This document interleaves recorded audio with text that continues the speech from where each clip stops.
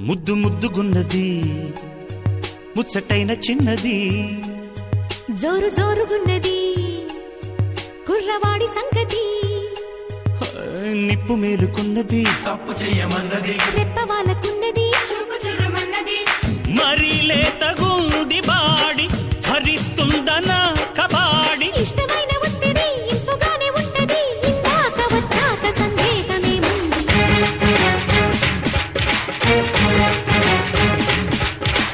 ఆటాడుకుందారా అందగాడా అందరా చంద్రుడా